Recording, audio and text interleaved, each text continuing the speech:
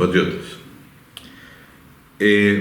Siempre, casi siempre, soy un crítico de lo que implica los 16 años de la gestión del MAS. Por X o Z, obviamente, y por las muchísimas razones que ha mostrado esta fuerza política en cómo mantenerse en el poder, cómo destrozar la economía, cómo meterse en tantas cosas como el narcotráfico, la corrupción. Bueno, la cuestión es que hoy día quiero hablar del otro lado. Hoy día quiero hablar de lo que implican las otras fuerzas del país, las que se supone, según los datos estadísticos de las elecciones de hace 2 años y medio, son un 45%. Se dice de que existe un padrón que está alterado por cerca de 1,5 millones, eso lo dijo una magistrada del Tribunal Electoral, que había 1,000,000 y pico de votos manipulados, digitados por el MAS para tener un padrón viciado, y ese padrón, definitivamente ese padrón agarre y tenga que alterar los resultados. Entonces se diría que somos la mitad de los bolivianos que queremos vivir en democracia y en libertad. Bueno, vamos a hablar de ese tema. Resulta que hace unos días, no más de una semana, la Sala Penal Cuarta de la Ciudad de La Paz ratificó la sentencia por 10 años en contra de la expresidenta Yanine Áñez. Yo les quiero decir de que muchas veces he mandado muchísimos mensajes mientras era presidenta la señora Yanine Áñez, de muchas cosas que debió haber hecho para que no sea una triste y pequeña primavera lo que nos hizo vivir en su año de gestión. Primero, vamos a hablar de su caso. Yo creo que su caso obviamente es un proceso ilegal, es arbitrario, es inconstitucional y no debería ella haberse presentado. Ella tiene pésimos abogados, son demasiado tontos sus abogados, como también creo que ella no se da cuenta de sus propios derechos. Yo, siendo ella, jamás me hubiese presentado, ni a la fuerza me hubiese presentado ante un juez incompetente. No hubiese declarado ante un juez incompetente, hubiese ido sin abogado ante un juez incompetente, no hubiese apelado, le hubiese dado la espalda al tribunal y lo hubiese mandado a la reverendísima punta de un cerro a toditos los jueces ordinarios que la procesaron, porque el hecho de presentarse como lo hizo simplemente es un acto de reconocer competencia. Y para mí, ella ha sido presidenta constitucional de la República por sucesión constitucional, más allá de lo que digan la sala penal, lo que digan los jueces y el discurso masista que ha tratado de imponerse, que no ha dado ningún resultado. Definitivamente no fue golpe, fue una sucesión constitucional. Fíjense cuál es el argumento principal de la Sala Cuarta de materia penal que atendió la apelación luego de 1 año del proceso. Dice que materializó sus intereses personales sobreponiendo ello por encima del interés general de la población con el único fin de afectar el proceso democrático. Eso dicen los sinvergüenzas de esa sala penal. O sea, dicen que Yanine Áñez antepuso la cuestión personal. Yanine Áñez no sabía que iba a ser presidenta, estaba haciendo masaco allá en el Beni, mientras aquí renunciaban por orden de Evo Morales toda su secuencia constitucional, Adriana Salvatierra, todos los demás, todos renunciaron para generar un vacío de poder y un caos.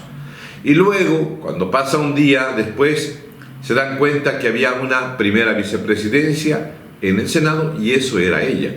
Era un triste cargo que por minoría le dieron a Yanine Áñez. Entonces, cuando ven que justo se traba ahí las renuncias de las sucesiones, que la convocan. La mujer la llaman y dice: ¿a dónde me van a llevar para ser presidenta? O sea, le cayó la presidencia de arriba. Ella no buscó la presidencia. Entonces, Tuvo tal suerte que le cayó la presidencia. Pero también tuvo tan mala suerte que le cayó un partido como Demócratas lleno de ministros cobardes y ladrones, que formaron, porque su gobierno también estuvo formado por miembros de los partidos jerarcas de los anteriores partidos que quisieron volver a hacer lo mismo y se portaron igual o peor que el MAS. Los cobardes como Roger Ortiz, como los Ortiz, como todos los que aparecieron ahí aparecían, empezaron a ser ministros, a desfilar por un lado, etcétera, etcétera, empezaron a hacer puro tonterías. La señora Yanine Áñez tuvo la oportunidad de pasar a la historia como un gran gobierno si convocaba a los 3 meses a las elecciones, pero se embelezó del poder, le dijeron sea candidata, que le dijeron que ahora ya tiene usted un perfil, hasta cambió el pelo, se puso choca, etcétera, etcétera, y lo arruinó todo. La ambición del poder y demócratas que manejaron el poder en ese momento, que no aceptaron ningún consejo de nadie, que además la señora Yanine Áñez cometió un gravísimo error, lo designó a ese infeliz que se debe estar pudriendo en el infierno, ojalá, de Salvador Romero, que quisiera pillarlo en la calle. Ese fue el que permitió, primero, de que siga la sigla del MAS. Segundo, Yanine Áñez podía haber modificado el padrón electoral, no lo hizo. No hizo absolutamente nada. Puso a unos muchachos ahí de ministro de Justicia. O sea, la verdad, no merece estar donde está porque no es correcto, porque es ilegal. Pero de que se mandó cada burrada, sí se la mandó. Y por culpa de eso volvió el MAS. Así que el MAS no volvió porque eran buenos, sino volvió por las tonterías que hizo Yanine Áñez y que no escuchó.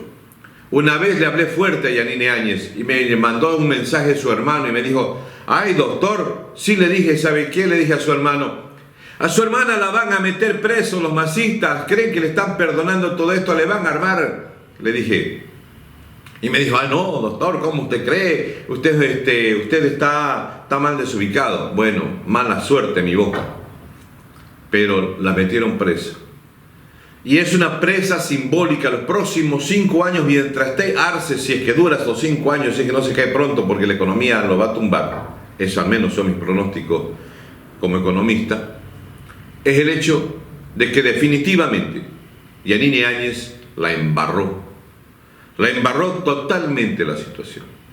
Podíamos estar en una mejor situación. Hoy día el MAS hasta dice que toda la plata que se tiraron con el Evo Cumple y con todos los 15.000 millones de dólares que teníamos en reserva, que Yanine Áñez es la causante de la crisis económica. Son tan sinvergüenzas para echarle la culpa, pero como es una burra, como sigue reconociendo a los tribunales, ahora han hecho un recurso de casación, hizo Yanine Áñez.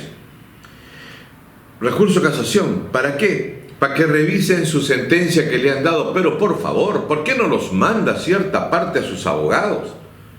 Y también a los jueces. Porque los únicos que le pueden a usted, señora Yanine Áñez, enjuiciar es luego de una autorización congresal. La pueden enjuiciar los parásitos magistrados que en este momento ya debían estar sin pega porque se les ha cumplido su mandato. Entonces, párela, señora. Ubíquese. Ya le dije, usted solamente puede reconocer los tribunales que le son encargados para juzgar. Y si usted se va a seguir presentando y si va a seguir mandando memoriales, definitivamente usted tiene que darles la espalda y no seguirle el jueguito al MAS. Eso es lo que tiene que hacer. Ahora, fue penosa la situación de la gestión de Yanine Áñez. Trataron todos de rehabilitarse. El cementero, apareció Camacho creyéndose que iba a poder ser presidente de la República. Todos pensaron que podían ser candidatos a la presidencia de la República. Entonces dijeron: no, si yo gano todo Santa Cruz, soy presidente. Aparecieron los fanáticos, apareció todo el mundo, todos estaban locos. Todos perdieron el rumbo en ese año, en el 2019 al 2020. Todos quisieron ser presidentes y todos pensaron que el MAS estaba derrotado. El MAS se articuló, fue más inteligente. Arce le tomó el pelo a Evo Morales, ahora le está tirando una patada en el trasero a Evo Morales, están en una buena pelea. ¿Qué viene ahora? Bueno, hoy día está preso Camacho. Camacho, que debería entregarle la gobernación a Mario Aguilera para que Santa Cruz no quede con ese vacío de poder. Y además Camacho debería ser más serio y debería ser menos angurriento de poder, porque por concentrar en sí mismo el poder lo traiciona Pumari, está evitando de que asuma el vicegobernador la gobernación. Sobre él giran las estrellas, él se cree el sol. Entonces no es así. El señor Camacho creo que debe estar dándose cuenta, y también toda su gente, que si no hay una unidad con desprendimiento real, el MAS va a seguir en el gobierno. Vean la televisión. La disputa entre Arce y Evo Morales es espectacular en los medios de comunicación, y todos están embobados viendo el enfrentamiento como si hubieran dos partidos acá solamente, el de Arce y el de Evo Morales, aunque sea el mismo partido, pero son el mismo tema.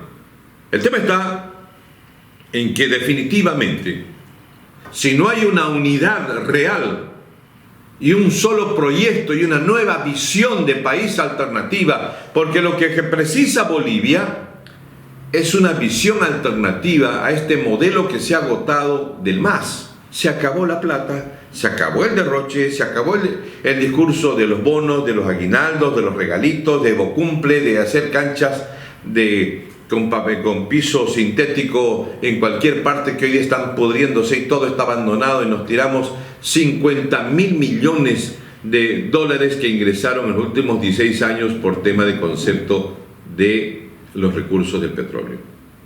Entonces, no me vengan a decir que ahora firmemos un acuerdo, porque a un tiempo atrás dijeron firmemos un acuerdo de que todos los partidos vamos a ir unidos para enfrentar al MAS.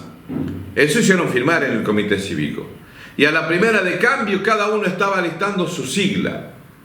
Yo creo que mucha gente debe retirarse de la política. El cementero debería ir a seguir haciendo sus edificios. Mesa creo que está muy anciano, y si de repente no nos queda más que Mesa probablemente. Camacho debería dejar de tener sus pretensiones y debería tratar de entregarle definitivamente la gobernación para no perjudicar al departamento, porque no puede ser que un triste asesor esté manejando la gobernación. La gobernación, no me digan que la gobernación anda bien. La gobernación, y estuvo bien cuando estuvo Camacho, porque estaba haciendo una pésima gestión, y que lo que lo salvó de la pésima gestión fue que lo metieran preso. Ahora, ¿de qué es ilegal? ¿Es abusivo lo que hicieron con Camacho? Sí, señor. Pero eso no quita que digamos la verdad. Ahora, Camacho está hablando de unidad. Ojalá que no piense Camacho sobre la unidad de su partido, que no tiene partido además, que se llama Creemos, que era sobre la base de la UCS. Ahora, ¿cuál es el futuro que le vamos a dar a Bolivia? Sobre la base de crear un nuevo proyecto nacional que una al conjunto de los bolivianos contra el proyecto masista, corrupto, narcotraficante. Les cuento una cosa que más tarde voy a hablar. El 14 de mayo llegó el cargamento más grande de droga que se pudo enviar desde Sudamérica a Alemania. 10 toneladas de droga llegó a Hamburgo. Es el escándalo más grande que existe en el mundo. La mayor cantidad de droga que llegó de un barco paraguayo. ¿Qué dijo la policía y las autoridades paraguayas? Que esa droga vino de Bolivia.